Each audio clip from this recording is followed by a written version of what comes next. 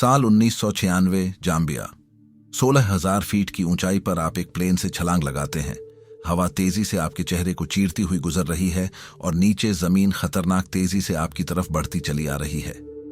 आप घबराकर अपना पैराशूट खींचते हैं, उम्मीद करते हैं कि वह पूरी तरह खुल जाएगा। आप बार बार उसके कॉर्ड्स खींचते हैं, कोशिश करते हैं कि किसी तरह वह फैल जाए, लेकिन कुछ नहीं होता। एक खौफनाक सन्नाटा और उसके बाद सीधा अफ्रीका की कठोर जमीन से एक भयानक टक्कर। 21 साल की उम्र में elite SAS soldier Bear Grylls ने आसमान से यह खौफनाक गोता खाया था। वो कई बार प्लेन से छलांग लगा चुके थे, लेकिन इस बार वैसा नहीं हुआ जैसा होना चाहिए था। उनकी रीढ़ की हड्डी 3 जगह से टूट गई, T8, T10 और T12। ये इंसान की पीठ की सबसे मजबूत हड्डियों में गिनी जाती है, जो पूरे शरीर को सहारा देती है। डॉक्टर्स का फैसला था कि शायद यह लड़का अब अपनी पूरी जिंदगी में कभी चल नहीं पाएगा।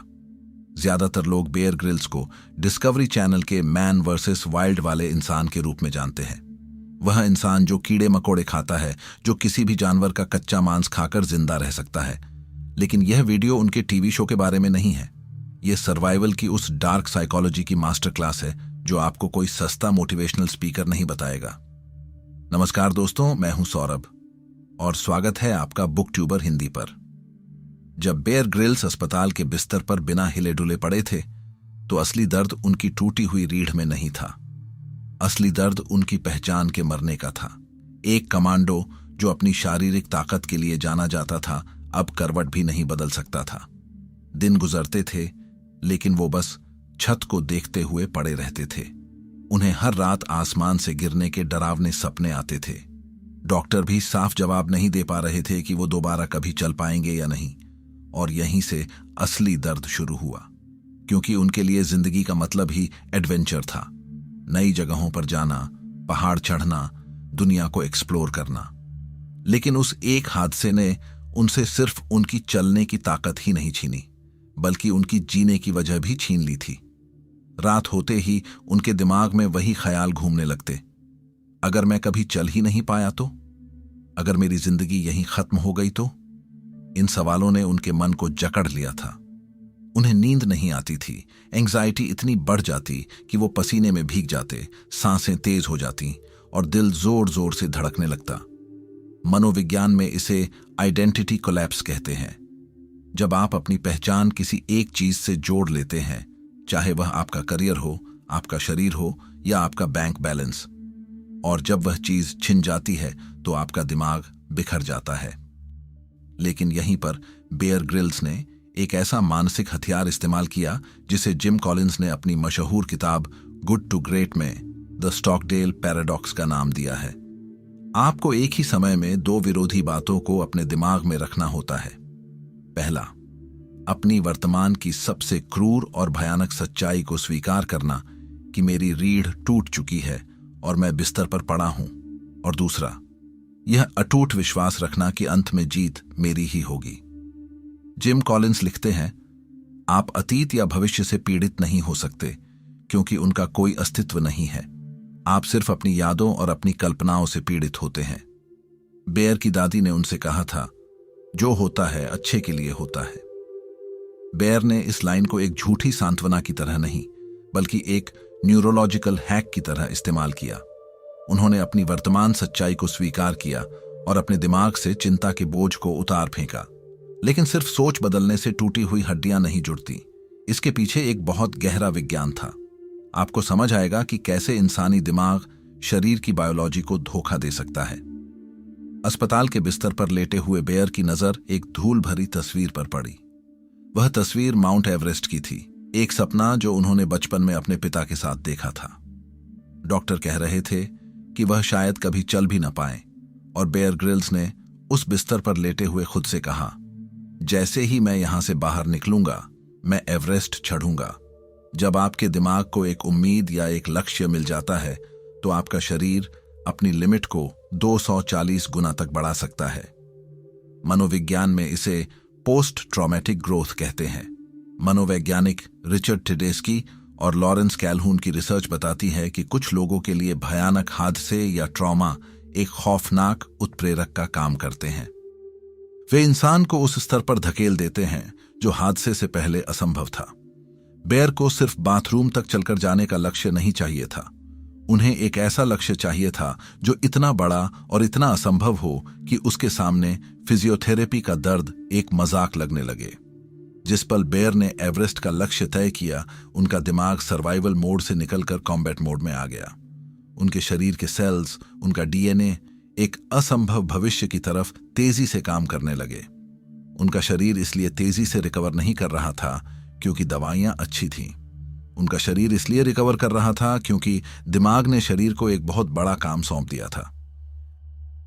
एपिजेनेटिक्स नाम की साइंस की एक पूरी ब्रांच है जो यह साबित करती है आपकी सोच, आपका स्ट्रेस और आपके हालात आपके जीन्स को ऑन या ऑफ कर सकते हैं। जब कोई इंसान एक भयानक ट्रॉमा से गुजरता है और हार मान लेता है तो उसके शरीर के सर्वाइवल जीन्स शट डाउन हो जाते हैं। लेकिन जब बेयर ग्रिल्स ने अपनी टूटी रीढ़ को एक चुनौती माना तो उनके डीएनए ने खुद को रिप्रोग्राम करना शुरू कर दिया। उनके शरीर ने हीलिंग और बोन डेंसिटी बढ़ाने वाले जीन्स को एक्टिवेट कर दिया। 1 साल बाद बेयर ठीक हुए। वह वापस एसएएस में गए, लेकिन उनकी चोट की वजह से उनका मिलिट्री करियर खत्म हो गया था। उन्हें फौज छोड़नी पड़ी। अब एवरेस्ट चढ़ने के लिए उन्हें लगभग $1 लाख की भारी रकम चाहिए थी। उन्होंने 250 अलग अलग कंपनियों को स्पॉन्सरशिप के लिए प्रपोजल भेजे और पूरी 250 कंपनियों ने उन्हें रिजेक्ट कर दिया। लगातार 250 बार मुंह पर दरवाजा बंद किया गया। एक आम इंसान यहां टूट जाता, लेकिन बेयर ने इसे स्टोइक इन्वर्जन के चश्मे से देखा। रायन हॉलिडे की किताब the obstacle is the way इसी फिलॉसफी पर आधारित है। रोम के सम्राट मार्कस ऑरेलियस ने कहा था, जो आपके रास्ते की रुकावट है असल में वही आपका रास्ता बन जाती है। बेयर ग्रिल्स ने उन 250 रिजेक्शन को एक इमोशनल झटके की तरह नहीं, बल्कि एक मिलिट्री ऑपरेशन के डेटा की तरह देखा। हर ना उनके लिए एक स्टॉप साइन नहीं था, वह यह सीखने का मौका था कि अगली बार हां कैसे बुलवानी है। उनका कोई प्लान भी नहीं था और फाइनली उनके जुनून और हिम्मत को देखकर एक सीईओ ने उनके इस सपने को साकार करने में मदद की। यह सफर बिल्कुल भी आसान नहीं था। इस मिशन के दौरान उनके साथ के 4 लोगों ने अपनी जान गंवा दी। 2 बार खुद बेयर ग्रिल्स भी ऐसी स्थिति में फंस गए जहां वो मरते मरते बचे, एकदम नियर डेथ एक्सपीरियंस। हर कदम पर मौत का खतरा था, हर दिन शरीर और हिम्मत की आखिरी सीमा की परीक्षा। लेकिन इन सब के बावजूद उन्होंने हार नहीं मानी। आखिरकार तमाम खतरों और मुश्किलों को पार करते हुए सिर्फ 23 साल की उम्र में वो माउंट एवरेस्ट की समिट तक पहुंचने वाले ब्रिटेन के सबसे युवा व्यक्ति बन गए। नसीम तालेब इसे एंटी फ्रैजाइल कहते हैं। वह इंसान जो दबाव और हादसों में टूटता नहीं है, बल्कि और ज्यादा खतरनाक और मजबूत हो जाता है। इसके बाद बेयर रुके नहीं। उन्होंने दुनिया के सबसे अजीबोगरीब और खतरनाक रिकॉर्ड्स बनाए। एक हॉट एयर बैलून में 25,000 फीट की ऊंचाई पर खुला डिनर करना, पैराग्लाइडर से एंडीज पर्वत को पार करना और एक खुली नाव में खतरनाक उत्तरी अटलांटिक महासागर को पार करना। जिस इंसान की रीढ़ टूट चुकी थी, वह दुनिया की हर हड्डी तोड़ने वाली चुनौती को चुनौती दे रहा था। हम इंसानों को सर्वाइवल की कहानियां इसलिए अच्छी लगती हैं क्योंकि वह हमारे अंदर के आदिमानव को जगाती है। हमें याद दिलाती है कि हम सुविधाओं और आराम के लिए नहीं बने हैं। हमारा एवोल्यूशन संघर्ष के लिए हुआ है। आज का इंसान डिप्रेशन और एंजाइटी का शिकार क्यों है? एवोल्यूशनरी बायोलॉजिस्ट इसका जवाब द कंफर्ट क्राइसिस में देते हैं। हमारे शरीर और दिमाग को हर दिन शारीरिक और मानसिक तनाव झेलने के लिए डिजाइन किया गया था, लेकिन हमने अपने चारों तरफ सॉफ्ट बिस्तर और फास्ट फूड की एक ऐसी झूठी दुनिया बना ली है जिसने हमारे सर्वाइवल इंस्टिंक्ट को मार दिया है। विज्ञान इसे हॉर्मेसिस कहता है, यानी थोड़ा सा जहर या थोड़ा सा दर्द जो आपको मजबूत बनाता है। असली खतरा आराम में है, दर्द में नहीं। जिस पल आप अपने दर्द से बड़ा, अपने डिप्रेशन से बड़ा और अपने एक्सक्यूज से बड़ा कोई लक्ष्य खड़ा कर लेते हैं, आपका दिमाग आपके शरीर को उस लक्ष्य तक पहुंचने के लिए रिप्रोग्राम कर देता है। दोस्तों, जाते जाते बेयर ग्रिल्स की कहानी से 4 लाइफ लेसन सीख के जाइए। पहला, सच्चाई से भागो मत। अपनी हालत चाहे कितनी भी खराब हो, उसे साफ साफ देखो, लेकिन साथ ही यह विश्वास रखो कि अंत में जीत तुम्हारी होगी। दूसरा, अपने दर्द से बड़ा लक्ष्य रखो। छोटे लक्ष्य आपको जिंदा रखते हैं, असंभव लक्ष्य आपको बदल देते हैं। तीसरा, एंटी फ्रेजाइल बनो। कुछ लोग हादसों में टूट जाते हैं, कुछ लोग उन्हीं हादसों को अपना हथियार बना लेते हैं। और चौथा, आराम असली दुश्मन है। जिस दिन जिंदगी में संघर्ष खत्म हो जाता है, उसी दिन इंसान अंदर से कमजोर होना शुरू कर देता है। अगर आपको लगता है कि आप अपनी पूरी क्षमता का इस्तेमाल नहीं कर रहे, तो मैंने एक discipline and mental toughness playbook design की है। इसमें 50 ऐसे हाई कॉन्ट्रास्ट नियम और स्टेप्स हैं जो आपको हर दिन उस कंफर्ट जोन से बाहर धकेलेंगे जहां आपका टैलेंट दम तोड़ रहा है। यह प्लेबुक उन लोगों के लिए है जो खुद को अनस्टॉपेबल बनाना चाहते हैं। अगर आप तैयार हैं तो लिंक नीचे है।